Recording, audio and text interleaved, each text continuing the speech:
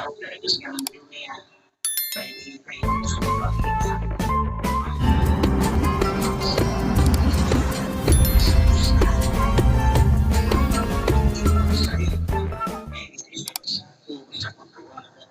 Sudah di sana, tapi yang terbaik ternyata kasih segala galanya. Jadi yang masih tentang kesenangan dunia, kita lebih banyak membuka HP daripada membuka Al-Quran, sehingga Al-Quran banyak jadi pajangan belaka. Kita lebih banyak mengurus fasilitas kendaraan kita, lupa barang kendaraan sedia apa. Baik untuk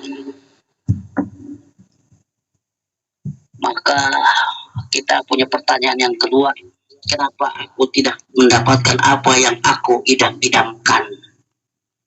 Ketika seorang diuji, sebenarnya lagi dikasih oleh Allah. Surat Al-Baqarah lagi-lagi di ayat 216 Allah berfirman, asa an takrahu syai'an wa huwa khairul lakum wa asa an tuhibbu syai'an wa huwa syarrul lakum wallahu ya'lamu wa antum la ta'lamun. Bisa jadi kamu benci sesuatu, tapi yang kamu benci itu baik untukmu. Pahit, jamu itu pahit, tapi bisa untuk kesehatan. Kehidupan yang saat ini seorang diuji, mungkin rasa secara fisik itu pahit. Gak ada yang suka pengen dikasih musibah. Tapi ternyata itulah kelezatan yang bisa dirasakan dalam hati. Iman merasakannya begitu. Maka ketika seorang diuji, baik bentuknya apapun itu, maupun ekonomi, keluarga, dan sebagainya, itu adalah kenikmatan. Cicipin kenikmatan itu kelezatan dari Allah. Saudara sedang dijauhkan dari dunia, diasingkan dari dunia, ya, berarti Allah pengen dekat dengan saudara, dan saudara harus peka. Itulah sedulur semua, kepekaan kita kepada Allah ketika diuji hanya satu, yaitu interaksi baik dengan Allah. Sampai udah interaksi baik dengan Allah, segala-galanya akan dipenuhi. Sebab termaktub dalam kitab Fathul Bari Syarah Bukhari Muslim Syekh Al-Imam Al-Hafidh Ibnu Hajar Al-Asqalani yang difilakan oleh Imam Bukhari Muslim, Rasulullah SAW bersabda, man aslaha bainahu wa bainallah, barang siapa yang memperbaiki hubungan dirinya dengan Allah, aslahallahu bainahu wa bainan nas kullu majma'in, maka Allah akan perbaiki hubungan dia dengan sekelilingnya. Apapun yang dia inginkan, hajat, cita-cita menyangkut urusan duniawi, Allah akan penuhi, Allah akan cukupkan. Kadang-kala kita lebih memilih interaksi yang baik ketika kita berdialog tentang kesenangan permainan dunia kita. Allah cemburu, maka diambil sesaat. Tapi itu kenikmatan, rasakanlah. Saya ingin berbagi kenikmatan saat ini diberikan oleh Allah, saudara pun bisa menikmatinya. Doa, kembali pada doa. Baik di dalam kitab Al-Adhkar Nawawiyah 418, warawaina fi risalati Imam Abdul Qasim Al-Qushairi radhiyallahu anhu qala ikhtilafun nas fi al-adhari doa an-sukut. Imam Nawawi meriwayatkan dari risalah Imam Al-Qushairi radhiyallahu anhu, kata beliau, ikhtilafun nas fi al-adhara doa an-sukut, air do. Yang lebih afdol itu meminta apa diam? Pertanyaan meminta kepada Allah seolah-olah kita ini nggak nerima takdir. Tapi kalau terima aja, kita ini sombong betul, nggak mau minta, pada kita butuh sama Allah. Ini pertanyaan, afdol mana, meminta atau diam dalam masalah perjalanan kehidupan? Faminhum man qala ad-du'a wa ibadatun lil hadits. Ad-du'a huwa ibadah. Wa li'anna ad-du'a izharul iftiqar ila Allah Ta'ala. Doa adalah ibadah dalam sebuah hadis. Karena sesungguhnya doa itu menampakkan rasa butuhmu kepada Tuhan Sang Pencipta. Ketika kita meminta sama Allah, berarti kita ini sudah merasa diri kita ini rendah, hina, terbatas, seorang makhluk. La haula wala quwata illa billah. Hasil dari orang doa itu mengakui keberadaan Tuhan, merasakan bahkan keberadaannya dalam setiap kehidupan. Tapi waqala as-ta'ifata as-sukutu wal khumudu tahta jariyani al-hukmu hatim. Diam itu lebih bagus daripada meminta, karena dia sudah menerima takdir yang sudah ditetapkan oleh Allah. Satu riwayat demikian. Tapi ini makom wali, gak punya uang 1 juta, diam, padahal tuntutan kredit belum, anaknya nyap, bini di rumah wah dapurnya kagak ngebul, warung sepi, usaha macet. Terima ya Allah, baiknya takdirmu ya Allah. Itu iman makom wali. Kalau kita kagak, maka nggak boleh diam. Dan sebagian waktu mungkin diam itu penting ketika seorang lagi dalam masalah privasi kendaraannya. Misalkan dia udah dikasih motor, pengen punya mobil. Nah ketika dia ada motor, kendaraan, dia maksa diri pengen minta mobil, bahkan sampai ngedit-ngedit. Akhirnya, nah ini lebih bagus kalau kondisi begini seperti apa? Diam itu lebih bagus, jangan meminta. Dia serahkan sama Allah. Apa kata Allah? Berarti dia menikmati, tidak bersyukur. Orang yang pakai mobil ngeliat pakai motor, alhamdulillah bisa adem naik mobil. Yang pakai motor ngeliat yang naik sepeda, alhamdulillah boleh lebih cepat. Tapi dia naik sepeda ke pasar lama betul. Yang naik sepeda juga alhamdulillah masih bisa goes ke pasar, daripada tetangga sebelah jalan kaki. Yang jalan kaki kagak punya kendaraan juga, alhamdulillah, terima kasih ya Allah, tetangga sebelah kagak bisa jalan.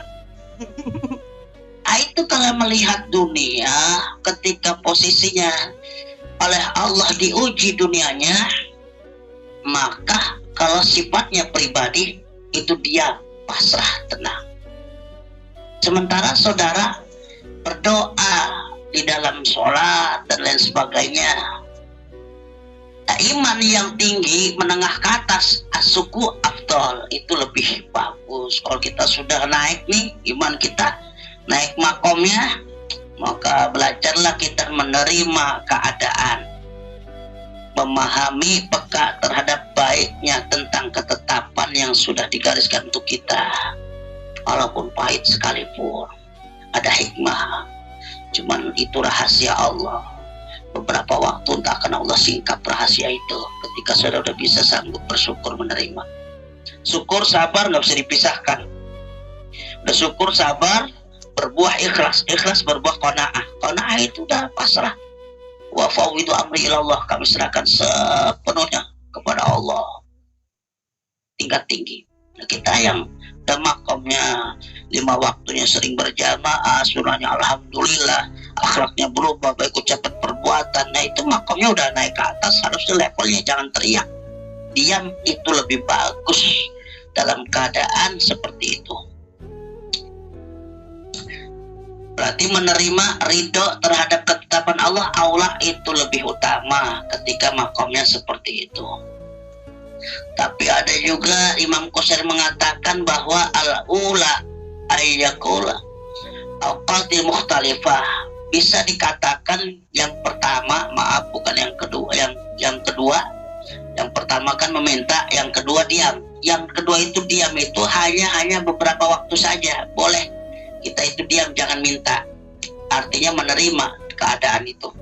Wa fi ba'di ahwal ad-du'a, dan dalam suatu keadaan, sebagian keadaan itu kita harus meminta, afdol, lebih afdol minas syukur daripada diam. wal adabu, dan itulah adab. Wa fil ba'd ahwal as-sukutu, dan dalam sebagian keadaan ketika kita dalam keadaannya mepet sendiri yang sifatnya privasi, pribadi atau duniawi dan apapun itu bentuknya, kita itu as-sukutu afdal, diam itu lebih bagus. Wa huwa adab, dan itu termasuk adab. Ini namanya hadis dari kabil waktu. Adapun diam menerima keadaan itu enggak setiap waktu, ketika saat-saat saja. Jangan memaksakan diri dan melawan arus. Kita pelajari dulu, berpikir, tahajud tengah malam, istikharah, mohon petunjuk apa maksud dari perjalanan ini. Allah singkap maksudnya, sehingga kita nggak maksakan diri. Nah, ketika Deden ada Deden kagak hadir, Roy ada, oh ada.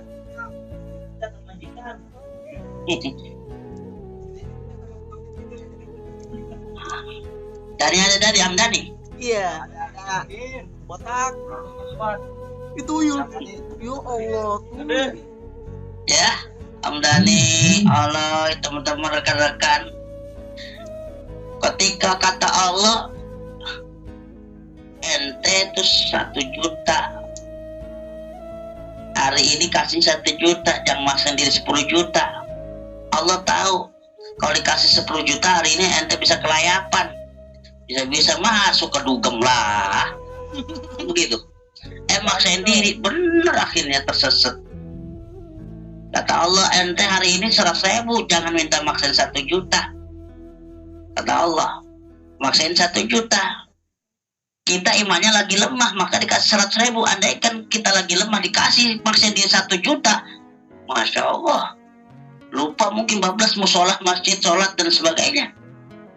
Nah, itu memahami saat-saat seperti itu, nggak selamanya itu lebih bagus menerima takdir seperti itu. Tapi makomnya udah makom menengah ke atas imannya. Wa min syarat doa, dan beberapa syarat doa itu yang paling penting dari sekian supaya terkabul, ayakunu mat'amahu halalan. 1, yang kita makan itu halal. Seorang muslim yang tiap hari minta mohon sama Allah, periksa itu 1 suap nasi itu halal apa haram. Itu yang paling penting itu. Terus bagaimana dalam keadaan orang yang gak bisa terhindar dari hal-hal yang haram, sedangkan sekarang udah banyak syubhat. Sekarang mah yang halal cuma air hujan doang, mangap ke atas. Kalau kita proses uang itu sumbernya dari mana, perputarannya bank juga, apa langsung bilang riba haram. Kita nggak bisa menghindari. Nah, ketika kita memahami tentang hukum halal haram, ya cukup minta sama Allah, ya Allah, kalau yang saya makan ini haram, keluarkan jadi kotoran, jadi keringat. Kalau makamnya saya bagus, halal, ya Allah jadikan ini akhlak yang mulia. Itu ngucap bismillah.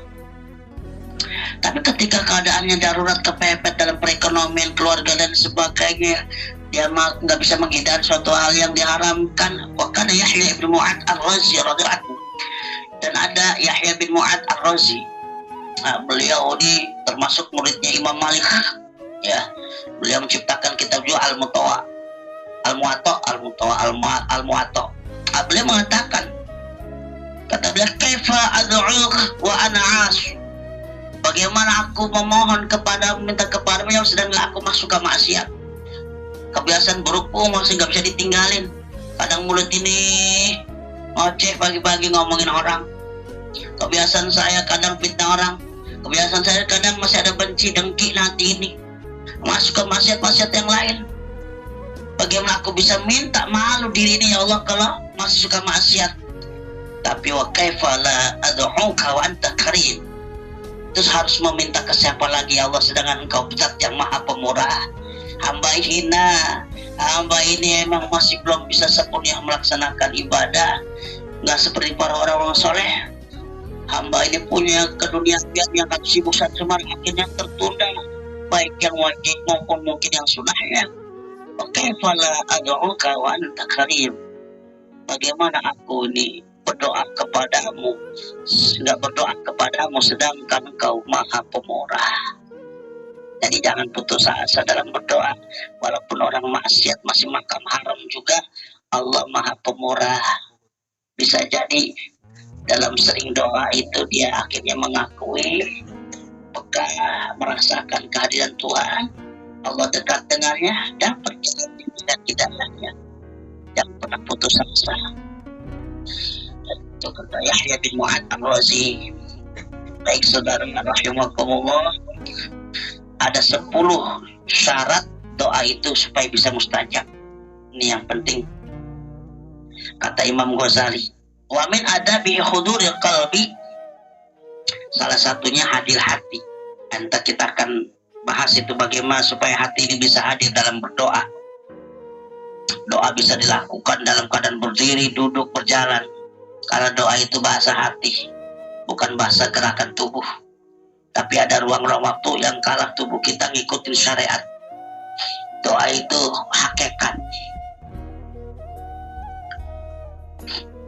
Waqala Imam Abu Hamid Al-Ghazali fil Ihya, dan telah berkata Imam Abu Hamid Al-Ghazali dalam kitab Ihya Ulumuddin, di barang siapa yang nggak mengaji kitab Ihya Ulumuddin ini hatinya mati. Ada ulama mengatakan siapa yang mengkaji kitab Ihya Ulumuddin maka Allah hidupkan hatinya.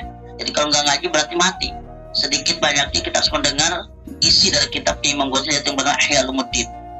Ya, bisa ngidupin agama, dan itu satu riwayat bisa ngidupin hati.